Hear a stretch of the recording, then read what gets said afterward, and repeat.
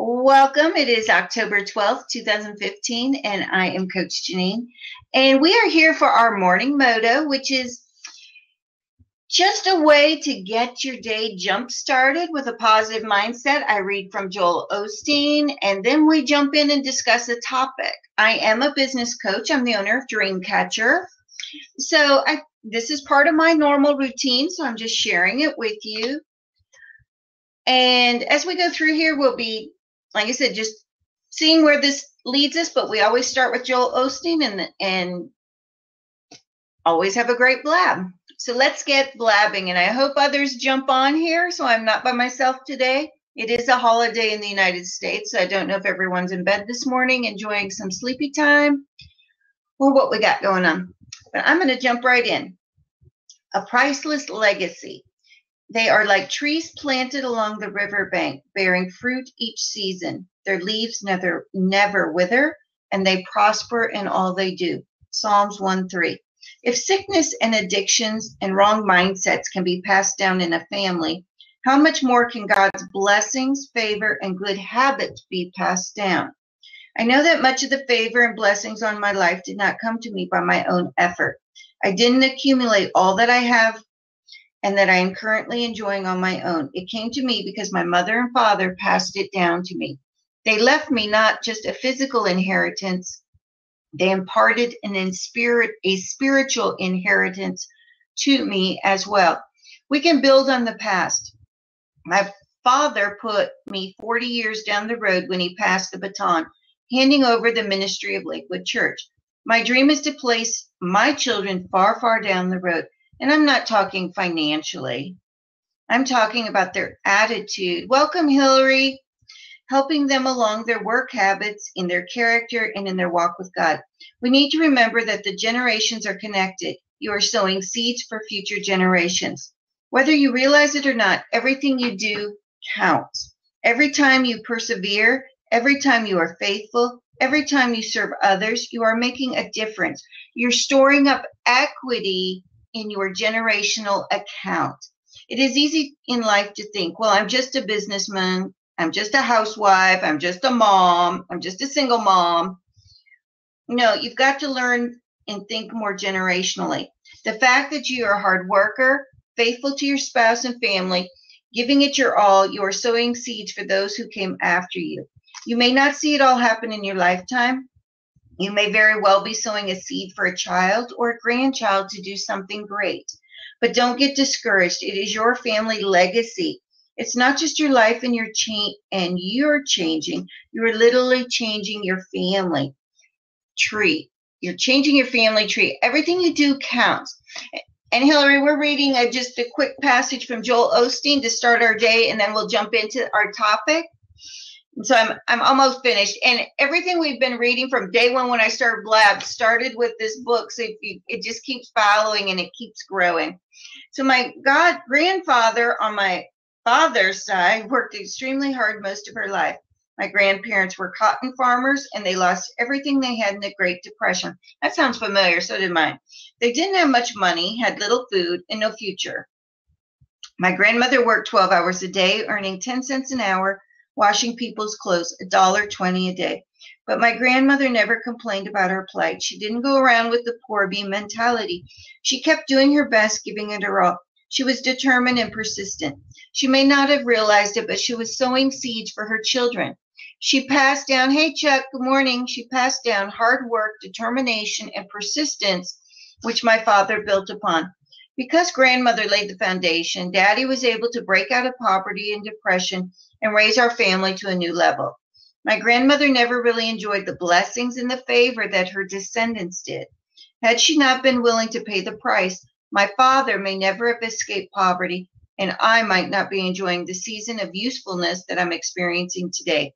These days, Victoria and I tend to get a lot of credit for the successful lives we're leading, but we have learned to look back and give credit to whom credit is due, our forebears. Many people in our family lines gave us much help along the way. My grandmother never received a lot of fanfare during her lifetime. She didn't get a lot of glory, but she ran some important laps in the family's race. When she passed the baton, it contained determination, persistence, and a never give up attitude and can-do mentality. Now, those traits are instilled in our family legacy. I believe that 4 or 5 generations from now, people in my family will be better off because of Grandmother Osteen. So it's not just your life you're changing, you're literally changing your family tree. So today's thought to become a better you, I'm adding some persistence to my legacy baton. Welcome, guys.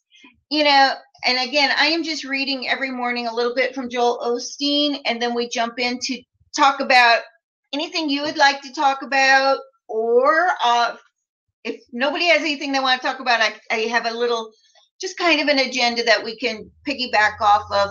But the whole purpose of Morning Moto is to start your day with a positive mindset, with a great, a great way to start the week. As I look in my day planner, today it is a holiday in the United States here. So I don't know, maybe a lot of people are sleeping in, but it's also get the world to beat a path to your door week. So if you're a business owner, it's time to think about maybe jump starting your lead attraction strategy. Think about shaking things up a little bit. So, and again, Morning Moto, you don't need makeup to jump on here. I just roll out of bed, throw my hair up, and grab my coffee, and we go. It is not about being fancy and pretty on here this morning at 6 a.m. We're 6:22 in the United States.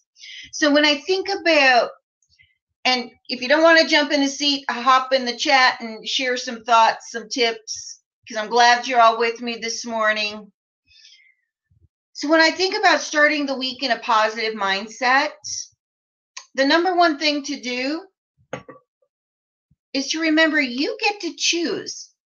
You get to choose how your day goes, how your week goes. I hope you have a day planner, or, I still use the paper day planner. I create my own. My clients love them.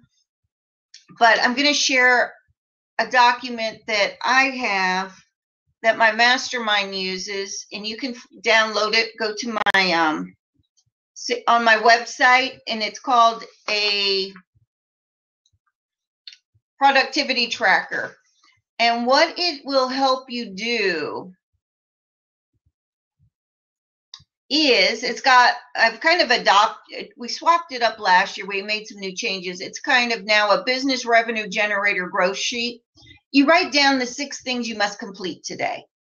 And then I break it into who do you need to follow up phone calls with, what correspondence is due, look at some long-term projects and goals, article writing for content marketing. Fill that sheet out. Maybe you only need to do that one once a week.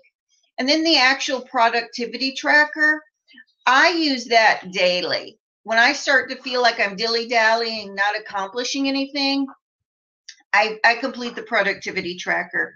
So remember, you get to see what you do.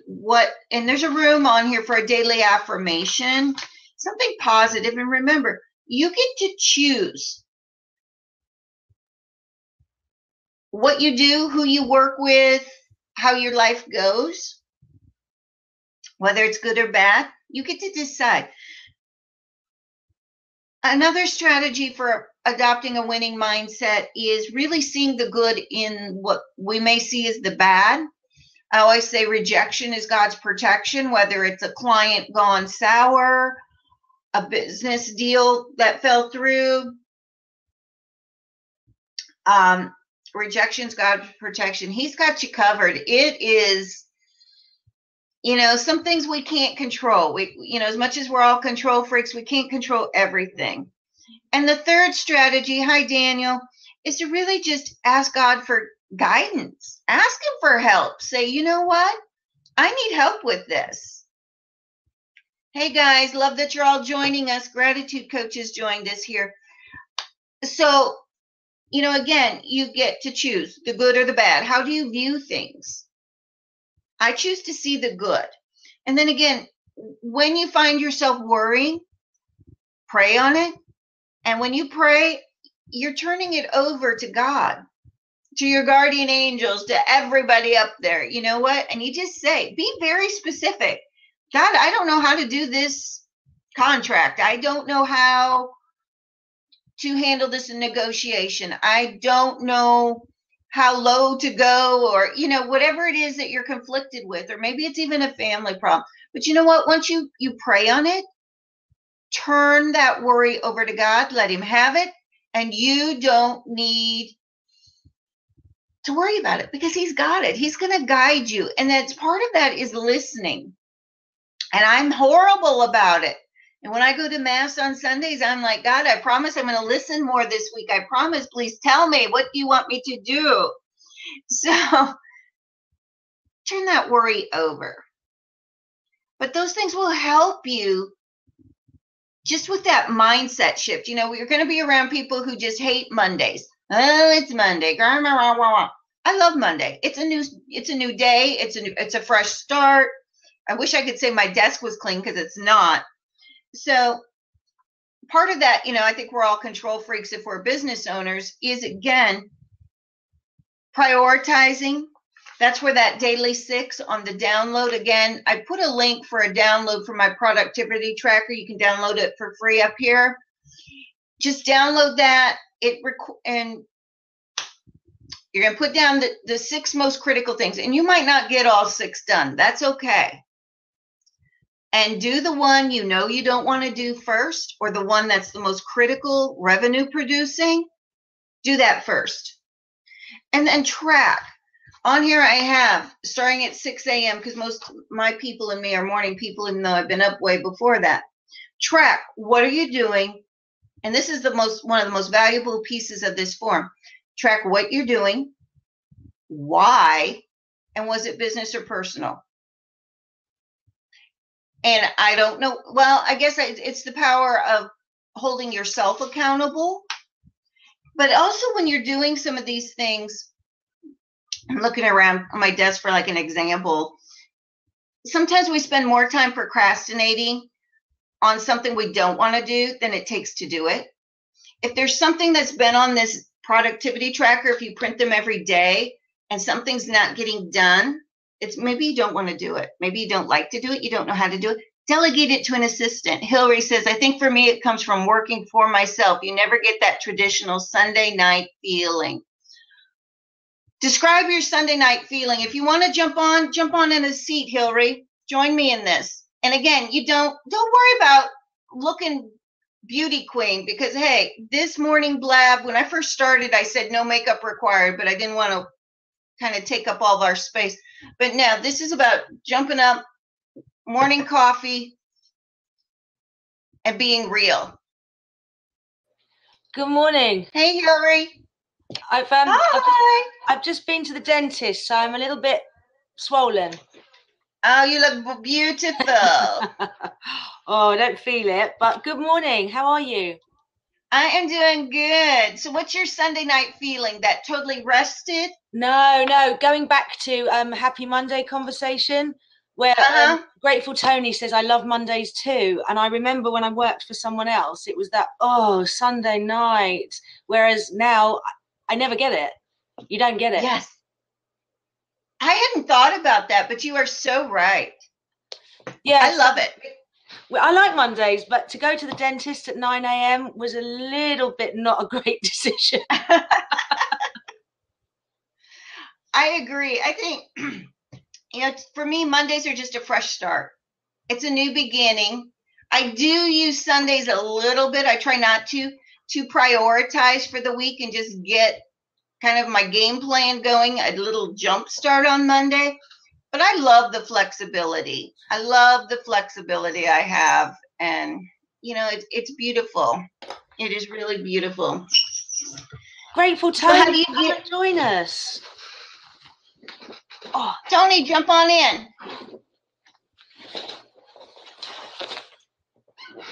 Hi, Tony. Good morning. Hey, join us. Hello. Where are you at, Tony? I'm in Philadelphia. Okay, so it's early there.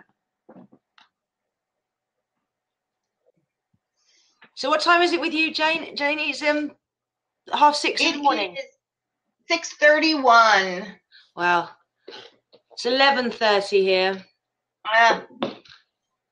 That's why you look better than I do. But well, I just like I said, I'm not one to do my makeup because I got to exercise and get in my routine. But this is a good way for me to do the blab, start the morning. Absolutely. It's a great way. I really enjoy it. And I know my clients and people that follow me are really enjoying these. And if I miss a day, they are quick to say, there must have been a technical glitch. There was no blab today. And I'm like, I didn't do that. You said earlier that it's a public holiday in the States. What's the holiday? It is Columbus Day. Okay. Okay. They will work Columbus Day. So it's a federal holiday. So a lot of people, the military don't work. A lot of the schools are closed. We need another American holiday. So yeah, we haven't got one here now until Christmas. Oh, yeah? Ooh. And the last one was in August. So we go September, October, November, no holidays. Oh, my God. We have tons between now. I mean, I think if they could make Halloween a federal holiday, they would, to stay home and eat candy. Yeah. But definitely. If I want to take tomorrow off as a holiday, I'm going to take tomorrow off. So, you know, I have that choice. Nice. You know what? That is the beauty. That is the beauty of being a business owner. It is. It truly is. And I wanted to tell you guys real quick. First of all, good morning and nice to meet you guys. See you guys. Good morning. So I guess it was like a couple weeks ago, I was at like a barbecue with some people, and they, I said, what do you guys got going on this week? It was a Sunday afternoon. And they were like, looked at me like I was crazy. They were like, we want to enjoy our Sunday. We don't want to talk about work. And I was like, I'm like excited about work, you know, I'm excited about what I have going on. But I don't think most people, I think 80% of people are not excited to go back to work on Monday, which is kind of. And that's tragic. That is just sad. And I remember when I was in the Marine Corps, you know, I did like my people. I really did. But I remember, I mean, not all the time, though. There were duty stations where they weren't so nice. But I remember a gal, she was a fairly high-ranking officer. And one day we were talking about something, and she said, I cry driving into work after I leave my kids at daycare, and I cry all the way home. And I'm like, what? And she says, I hate it. I hate it. I'm miserable. I work for the most evil person. And she worked for another woman who was actually very evil, you know, like mean evil. And I just thought that is just so sad. But, you know, we are kind of stuck if we want to be career military. And I just couldn't wait to be free of that. But I just think that's sad that, you know, it kind of goes back to the reading, that perseverance, the determination. We do what we have to do as a stepping stone, but it is just so, you know, get you right in the heart. It's not good. I think it's a cultural thing. Like, we grow up that our parents had a job that they didn't like. And so you just think that that's what you do. You go to work and you pay the bills. There's so much more to life. It's, you know, it's so sad to me that people would spend so much time, because you spend so much time at a job, right? At least 40 hours, most people. And I think that's the difference between job and living life, existing. If it feels like a job, even as a business owner, if it's, you got that, it's Monday, you need to reevaluate what you're doing. Or even stay-at-home moms. I know a lot of stay-at-home moms that don't like being stay-at-home moms, but they think they need to do it. And I don't think being a stay-at-home mom is for everyone. Doesn't mean you're a bad mom if you're not, you know, at home with your kids. But if their parents grew up that way and their mom was a stay-at-home mom, they think that's what you should do. But if they don't like it, then, you know, they're not happy, and then their kids aren't going to be happy. Exactly. It's just that everybody feeds off everybody's emotion. And, you know, if you think about it, it really stinks for the kids if they're stuck in a house with a mom, or they feel it. You can say you love them or pretend to be happy, but you feel it. You feel when you're around that. So it really stinks to be those kids. My mum was really cool when I was growing up. She had a very high-powered job, but she was such a good mum. And I just remember when I wasn't feeling very well one day and I had a day off school, I think I was actually sick or something. She rang me from work and she said, do you need me to get you anything on your way home? So I said, oh, I'll have this drink, these sweets, this. She said, I thought you were ill. And I said, yes, I am, but I'm going to get better. And she just laughed and she just said, already you're seeing yourself out of where you're feeling so bad now. And I think that's been instilled in me since I was a child. And she's a really cool lady, my mum. She's 80 now, and she's unfortunately paralyzed from a stroke. So I look after her. But up here, she's completely there, and she still inspires me.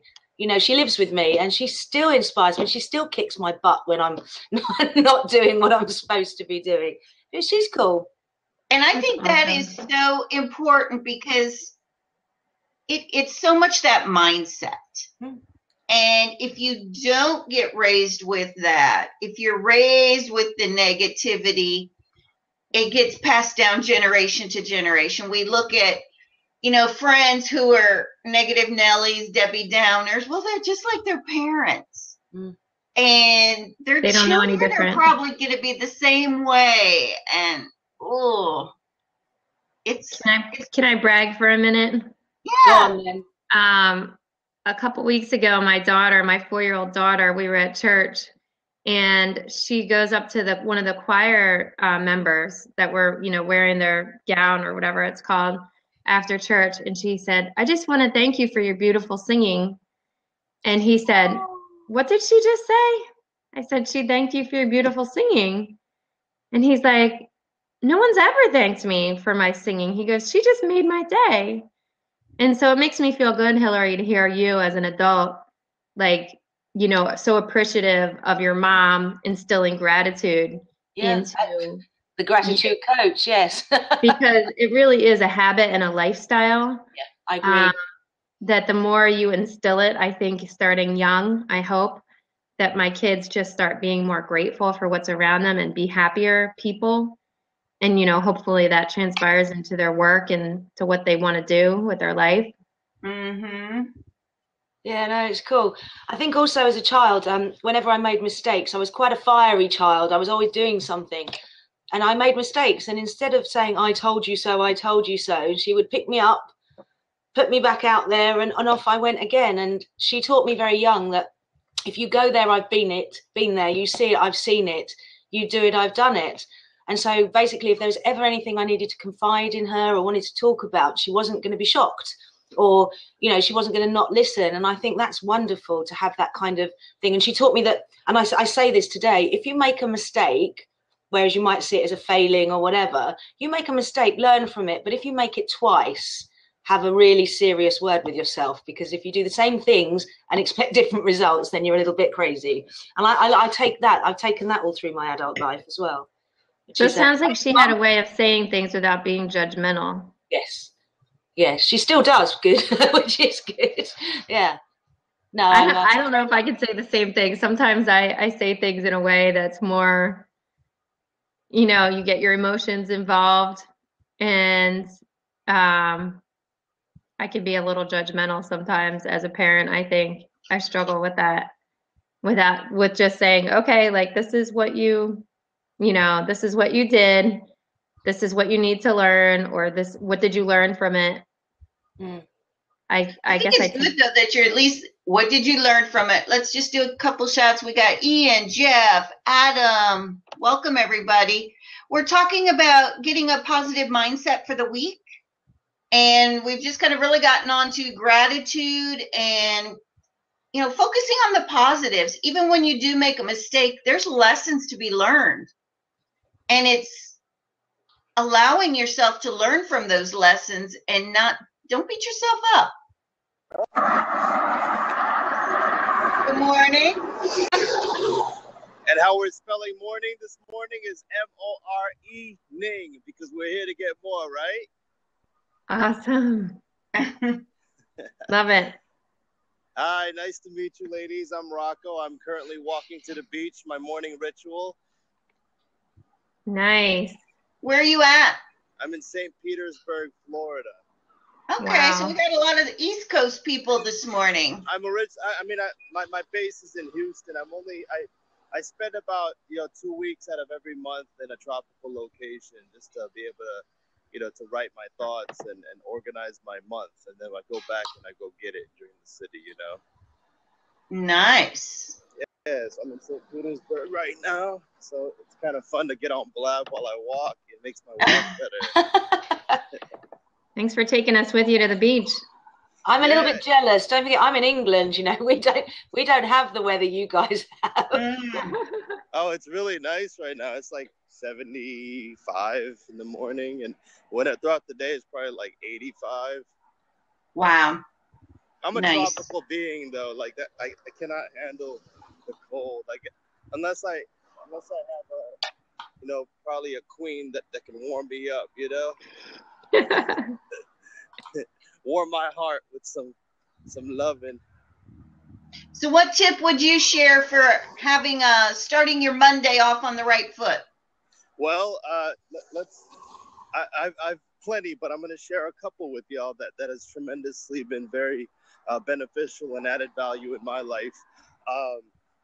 First and foremost, I've reconstructed my belief system when it comes to the week, because if you were a Monday and she was a Friday, how would you feel if we treated Monday differently than Friday? So I've changed my definition of a week because I believe in the power of words, and week has the connotation of less power. So I no longer call 7 days a week. I call it a strong. Oh, I like that. Yeah, I call it a strong. So there's one thing that I do every single day, because I treat every day equally, is that it's the best day of my life. So when I wake up in the morning, the first 30 minutes when you wake up, that's when your super conscious is activated. Your brain runs at 10.5 wavelengths per minute. So whatever you put into your brain the first 30 minutes when you wake up, it's actually going to penetrate your subconscious mind. So I would listen to some inspiration. I would be very careful what you look at, what you look at, what you think about, and what you're watching and what you're listening to. Because let me give you all an example, something very personal. About 8 months ago, I broke up with a girl who cheated on me, and like I was extremely like saddened by that situation, because I had fallen in love with her, and not to gripe about something that was negative, but in the morning I would get anxiety because the first thing I would think about was that, and it would set the tone of my whole day. And I realized that whole day I would constantly think about the things that I thought about in the morning. So when I learned this particular method, I started watching YouTube videos of Les Brown, my favorites like Zig Ziglar and Tony Robbins and John Max. Yeah, all these people that I loved. And Tony Robbins spoke about something called the reticular activator. And I don't know if y'all are familiar with that. That's your super conscious mind. And what that does is, like, have you ever gotten into a car accident? Say, for example, you got to a car accident with a yellow car, and every single time you drive, all you see is the yellow car. Mm-hmm. Right? You see, like, you're like, what in the world? I've never seen yellow cars before, but all of a sudden you start seeing every single yellow car. Well, your brain finds patterns to mimic what you thought about right in the morning. So one thing is, be careful what you listen to and what you watch and what you think about right when you wake up in the morning. And then one thing that I do when I wake up is I go to the mirror and I look at myself in the mirror, and I do one of the most uncomfortable things that I personally found is I tell myself that I love myself multiple times. So I look in the mirror and I go, I love you, I love you, I love you, I love you, I love you, I love you, I love you, I love you, until I started to believe it. And then I say, today's going to be the best day of my life. And I trust me, ladies, it's the weirdest feeling in the world. I promise you, it's the weirdest feeling in the world. But after 10 times, 10 days you say that, you're going to see your life become the best day of your life. Because a lot of times we exist in the past, and we have regrets, what we could have, would have, should have had, and then we exist in a anxiety-filled life too, because we're worried about what's going to happen in the future. So what happens when you say today's going to be the best day of your life is you're admitting that you want to welcome the moment and enjoy the now.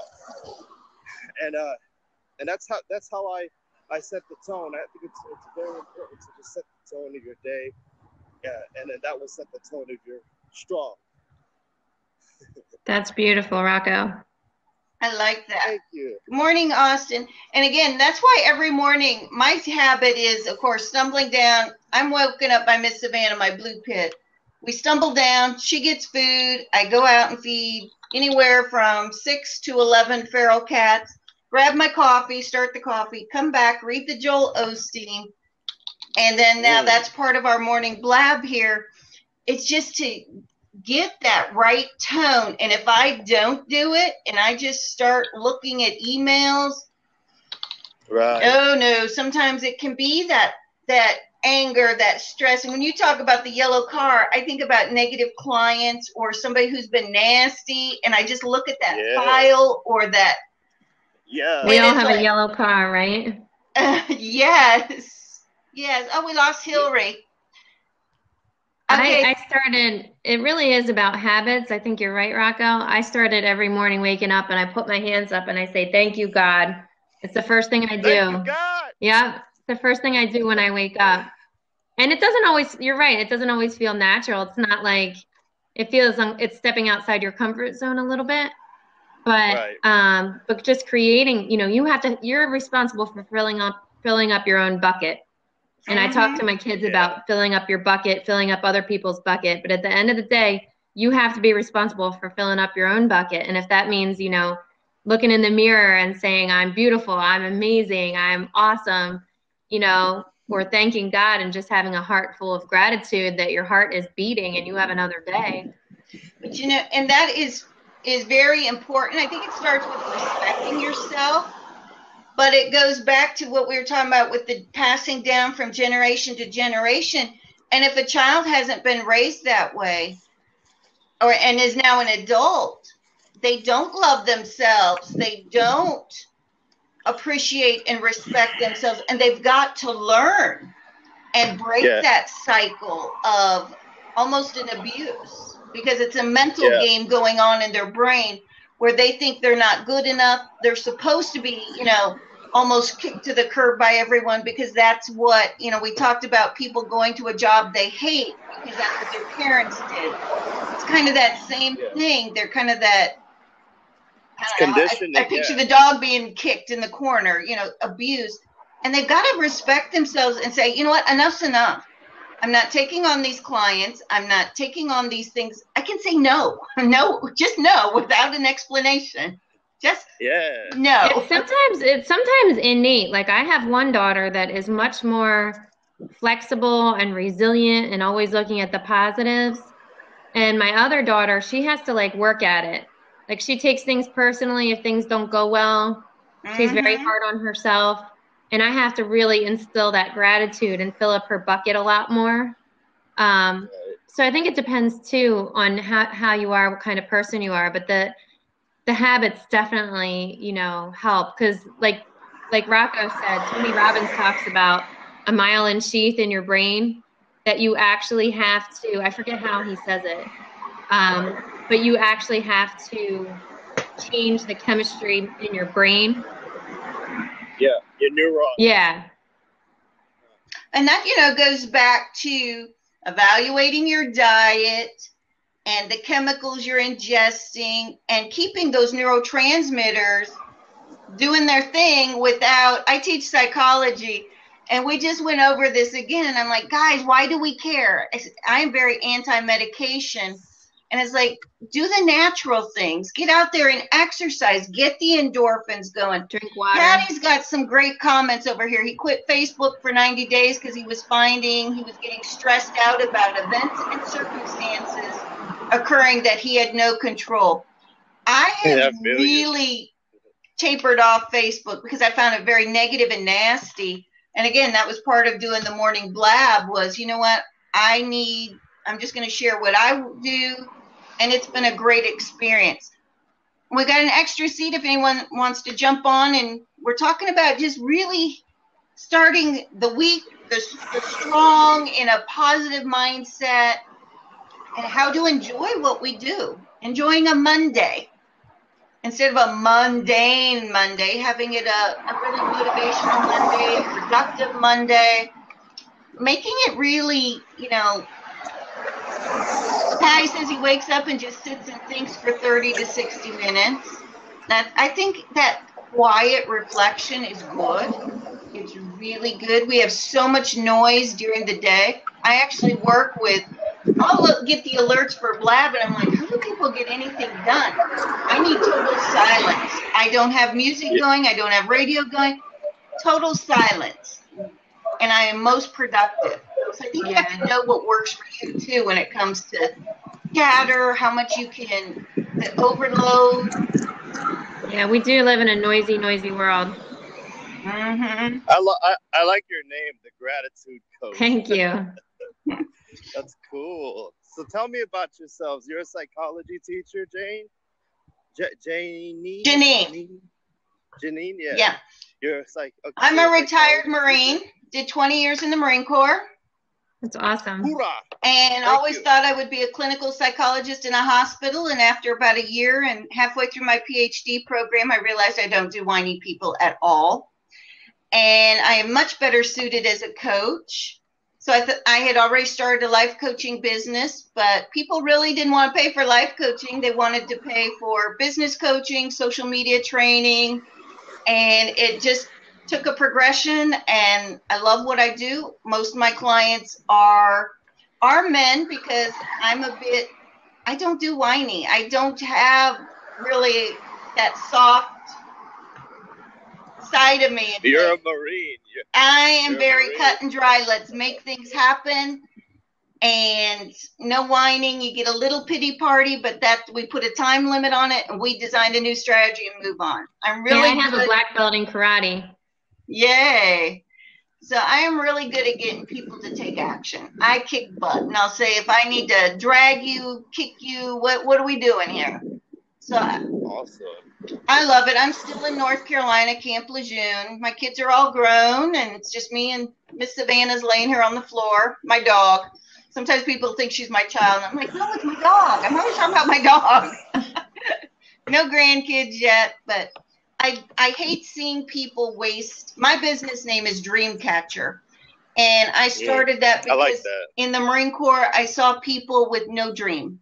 They would do their 4 years, their 20 years, get out, not a plan to go work in the factory, kind of what we were talking about earlier. People just, I'm going off to work in a factory. And you would just see the light leave their body. And I already was working on my undergrad, and it was like, no, there's got to be more to life than this. I was not raised to dream. And I just think people should be inspired to really figure out what you want to do. I don't care how crazy it may seem. We can make it happen. I've had clients.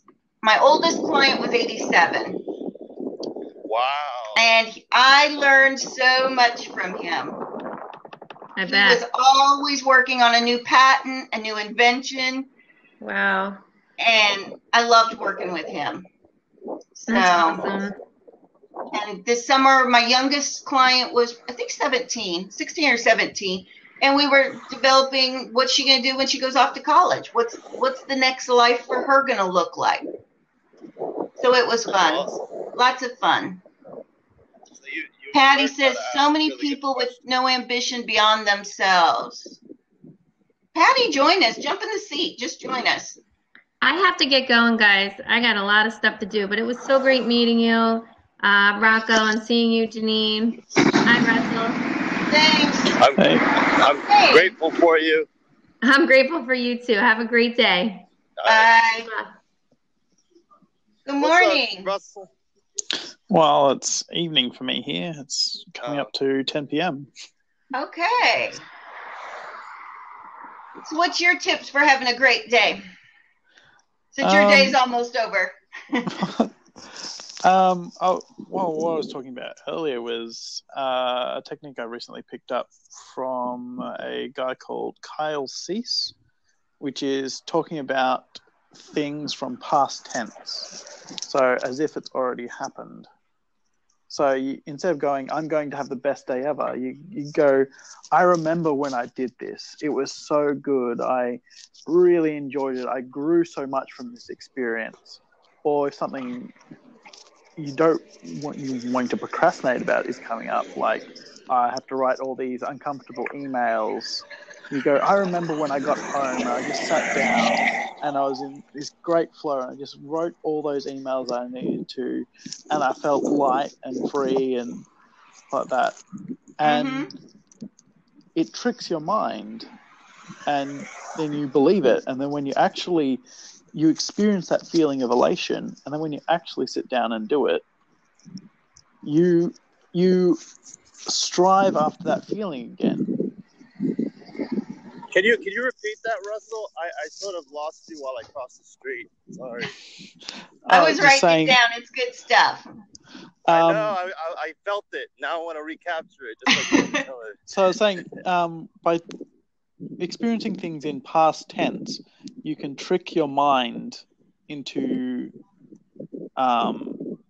experiencing the feeling that you're wanting to feel, basically. And then when you actually go and do the task that you're worried about or stressed about, you're striving after actually living that feeling again. That's awesome. I like that. So what are some methods that you do that with?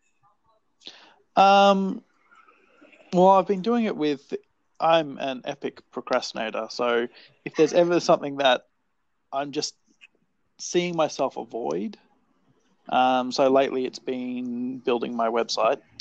I was procrastinating for that for a couple of weeks, and finally just went, no, I remember when I finished and finally launched my website, and I felt that burden lift, and now I'm loving interacting with all the people who are visiting my website and developing great conversations and stuff like that from all the traffic that can now see my website.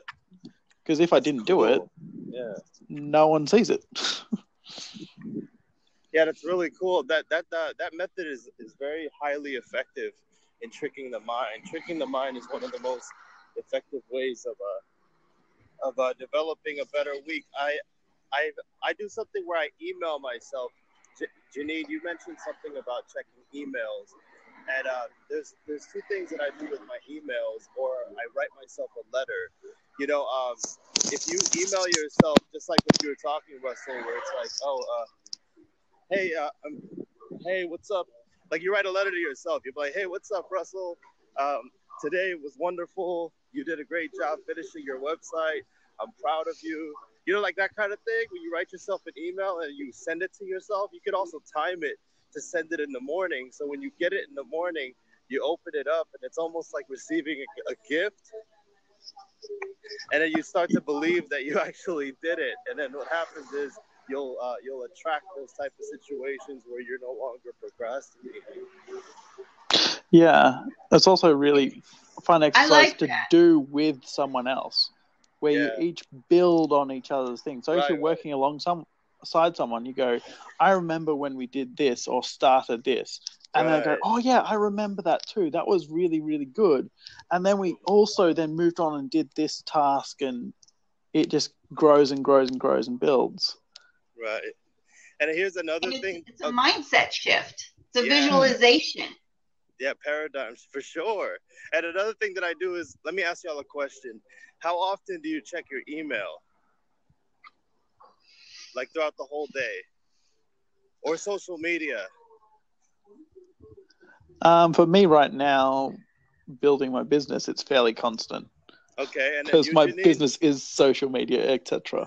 So it's a necessary evil. I try to only check it once early in the morning and later in the day. Unfortunately, because I have so many with different colleges, I do have some where I get the alerts on my phone to remind me to go check so I can reply to a student. So that one I usually get right in there if I can. So what I do is I believe in season. So what road goes along the beach?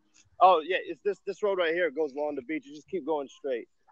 going to St. Pete Beach. I could take golf. Sorry about that. No? I'm not from here. Yeah, that's the beach. Yeah, the beach is over there on the right. Yeah, you just go down about a mile and a half. Yeah.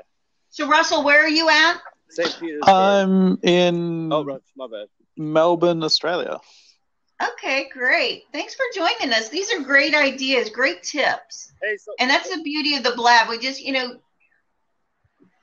get different perspective, new ideas, fresh ideas. So, Rocco, back to the email. Yeah, sorry about that. I got locals attacking me. That's okay. Hey, okay, so you're recording it.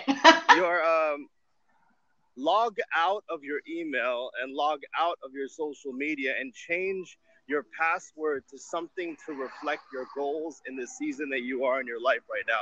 So for example, the last 4 emails that I changed my stuff to, it actually happened in my life, because what happens is if you're forced to type it in before you log in every single time, something happens in your brain where you're constantly thinking about it. So for example, last year, my goal was to make 6 figures in 1 year. And I had never made 6 figures in my year, but I just had this really wonky thought that it would work. So I changed my password to 100 grand dreams.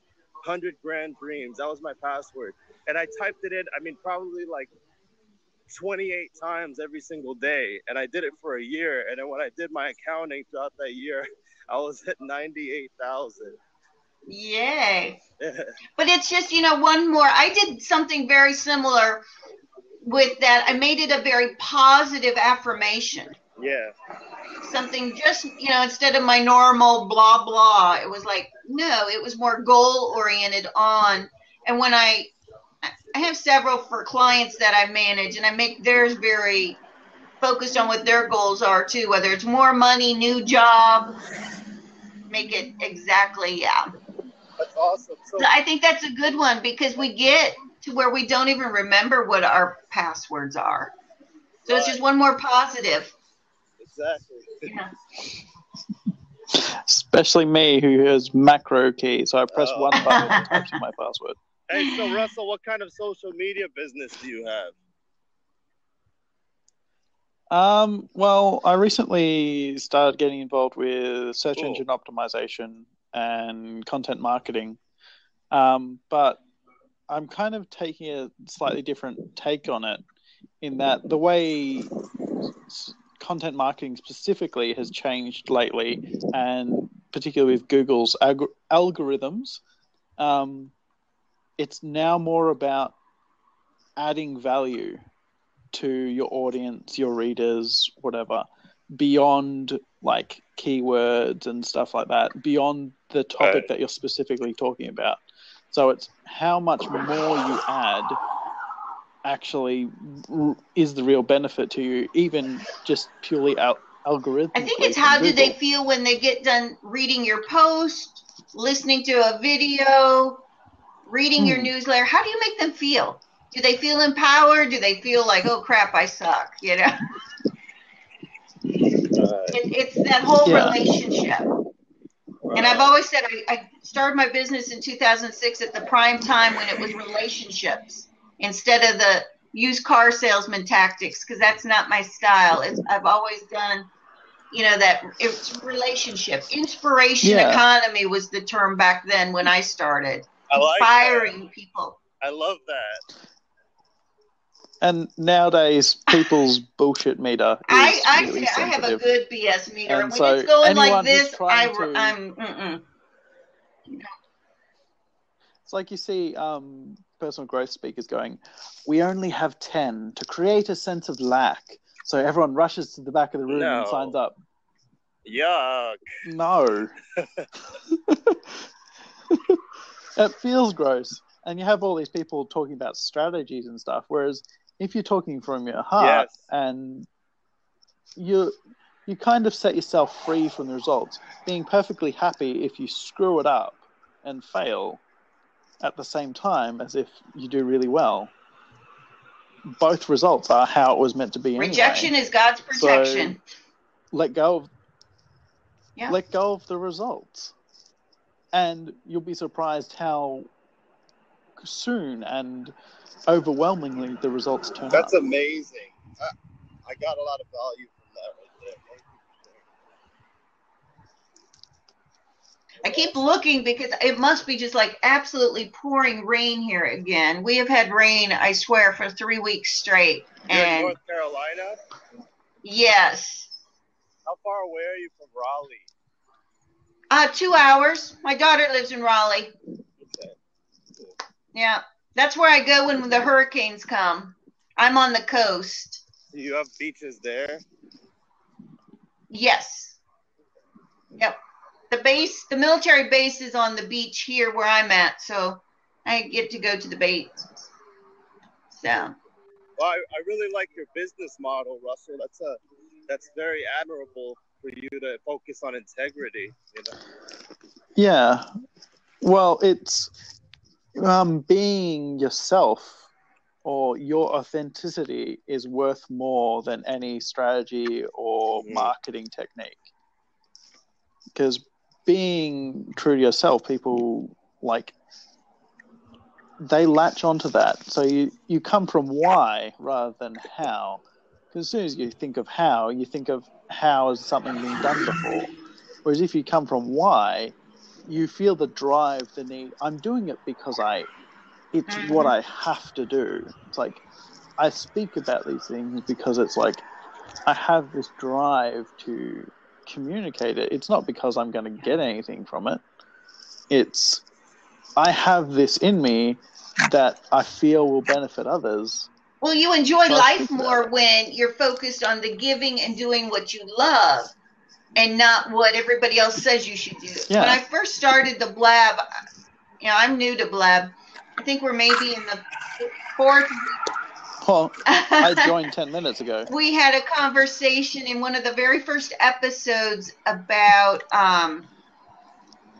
all these people, all the big name coaches and others will tell you should do all these things, and they almost shame you if you don't want to be the $1 million person and charge, thousands of dollars and work with the, and if you want to work with the people that don't have that kind of money, there's almost like this shaming going on. And that's got to stop. You got to just follow your heart, work with the people you love to work with, and find a happy balance. Yes, you got to keep the lights paid and the cell phone and internet paid so you can, because you're in business. But it's truly following your heart and doing what is comfortable for you and not what somebody else says you should be doing. And I think that's the part of, even as a business owner, if you don't jump out of bed loving that it's a Monday and a new day to share your God-given gifts with somebody, you're doing it wrong. You're doing it wrong. Yeah. It was a weird experience. This weekend that's just gone, I spent most of Sunday purposefully not working, because I'm starting in a new industry, learning all about SEO and stuff. Has been like a month and a half now of constant learning, and so it's like I needed to purposefully no, I'm not allowed to look up any articles on SEO. I'm not allowed to do this. And then I spent half the day yesterday just looking forward to going, this is what I'm going to start doing. Nice. This is my task for the week, and I get to start it. And it was, again, learning about a new piece of software to start, clearing out web crawl errors from a website. And we're down to one 404 error and a couple of redirects that I have to do. But that's in one day, getting rid of I am convinced it's all about the boundaries, and you do need at least one day where you do not work. You do not think about your business. You focus on family, enjoying life. You read a mindless book, and you'll be more productive after that one down day than if you tried to focus every day on your business for just a few hours. I think we just totally need that disconnect. I find I'm recharged. I'm more creative on a Monday. When I try Saturday, I might do a little bit of work, but I really try to take the whole weekend off. and not focus too much other than checking social media a little bit and checking emails, see if there's something hot. But creative type, nope. And it took me a while I've had something I have to do today, but the client on Thursday said, I think it was Wednesday or Thursday, and I said, I can do this, but not till Monday. I had to set those clear boundaries, and no, I was not going to work on Saturday or Sunday on this project. So I think that's good. You need that down day.